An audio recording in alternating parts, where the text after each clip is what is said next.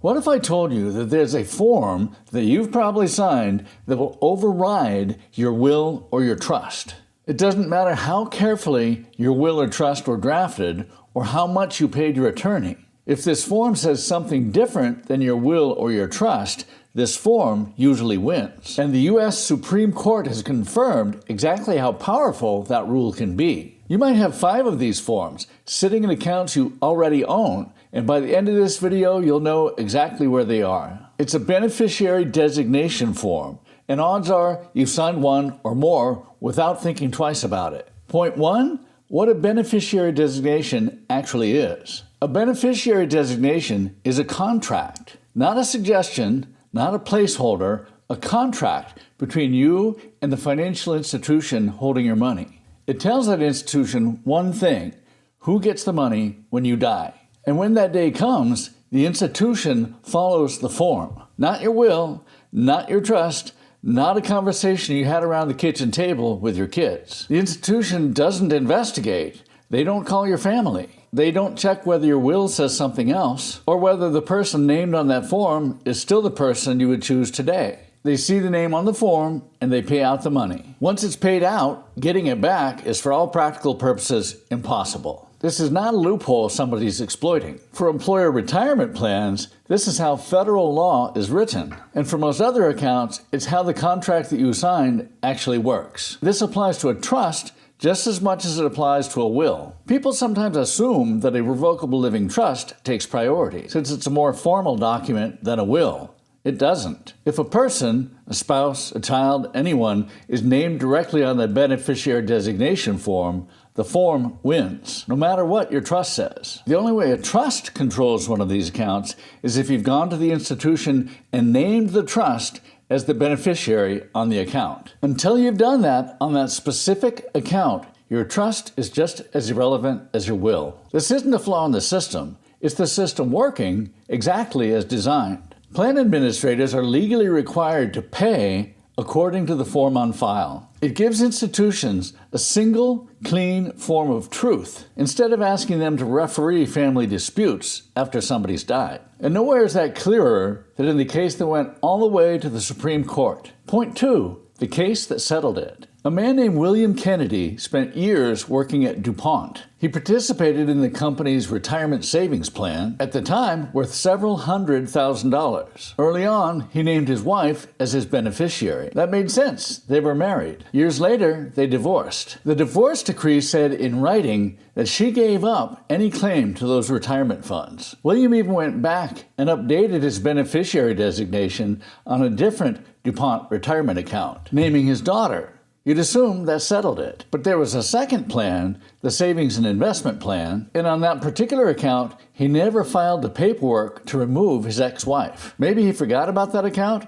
Maybe he assumed the divorce decree took care of it. It didn't. When William died, DuPont paid the balance, roughly $400,000, to his ex-wife. Not his daughter, not his estate, his ex-wife, because her name was still on that one specific form. His daughter took it to court and went all the way to the U.S. Supreme Court. And in a unanimous 9-0 decision, the court ruled that under federal ERISA law, the plan administrator was required to follow the beneficiary designation form on file, not the divorce decree and not the family's understanding of what was supposed to happen. The form on file at the time of death is what the institution must pay out by law. That's how powerful these forms are. A signed divorce settlement couldn't undo one unupdated piece of paperwork. And I'll tell you, I've seen smaller versions of this play out in my own practice without any of it ever reaching a courtroom. I had one client, a retired school teacher in her early 70s,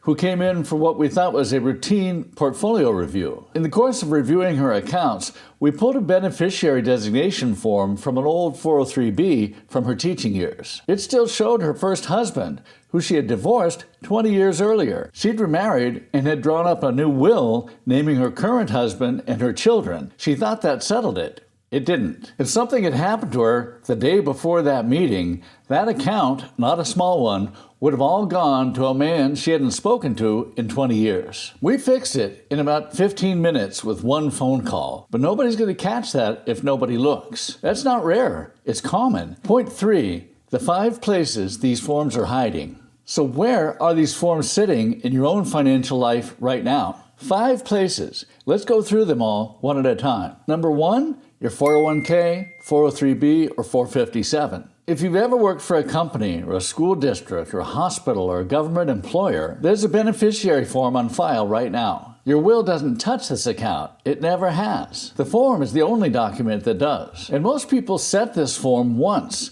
on the very first day of a new job while filling out a stack of new hire paperwork and thinking about everything except who should inherit their retirement account 30 years from now. Number 2, your IRA. Traditional, Roth, SEP, it doesn't matter which kind. Every IRA has its own beneficiary form. And here's the trap I see most often in my own practice. When you roll over an old 401k into an IRA, the beneficiary designation does not roll over with it. That old form stays behind at your old employer. It doesn't transfer. You sign a brand new form at the new custodian, sometimes one of 15 forms you're handed that day, while you're focused on the bigger decision of whether to roll over at all. If you can't tell me right now from memory exactly who's named on that IRA, that's worth a phone call before you finish watching this. Number 3, your life insurance policy. These can be particularly dangerous because people typically buy a life insurance policy in their early 30s or 40s for a particular reason. Young kids, a mortgage, a spouse who depended on their income, and then they don't look at that policy again for decades. A first marriage, a divorce, a second marriage, children from each, and the form from the first marriage can sit there completely untouched the whole time. The policy gets a renewal notice every year.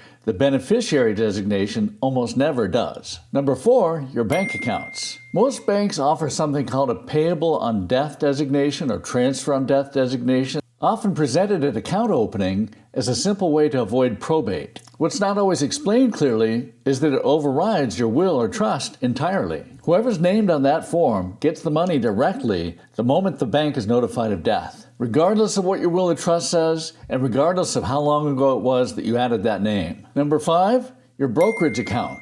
If you own mutual funds or index funds or stocks or bonds at a firm like Plan Member or Vanguard or Schwab, there may be a payable on death or transfer on death designation sitting on that account. These accounts often grow substantially over decades. A brokerage account that held $80,000 in your 50s might hold $400,000 by the time you're in your 70s. The form you signed for a modest balance now controls something 4 or 5 times bigger, and it's just as binding either way. Here's the bigger picture. Retirement accounts and life insurance together make up the majority of wealth that passes outside of probate in most American families. That means these 5 forms, not your will or your trust, are controlling where most of your money actually goes. Here's the big idea I want you to walk away with. Your will or your trust are not the documents protecting your family. These 5 forms are.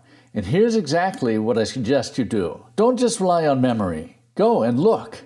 Every account, all of them, side by side, compared to what your will and your estate plan actually say. To make that easier, I've put together something called the Beneficiary Summary Report. It's a simple way to pull together every account you hold. Your 401k, your IRA, your life insurance, your bank accounts, and your brokerage accounts, so you can see exactly who's named on each one side by side, instead of trying to track it down account by account from memory. If that would be helpful to you, just write report in the comments section below and I'll make sure we get you one. If you've been putting this off because it all seemed like a giant hassle, this is the place to start. And for more on investment management and retirement planning, watch these videos next.